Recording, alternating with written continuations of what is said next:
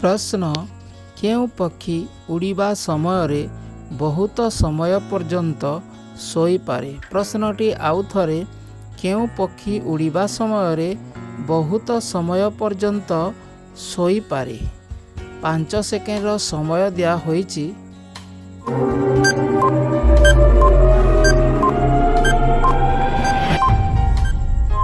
समय समाप्त होईची। सठिक उत्तर होई जिवो स्विफ्ट पक्षी। स्विफ्ट पक्षी उड़िबा समय रे बहुत समय पर्यंत सोई पारे।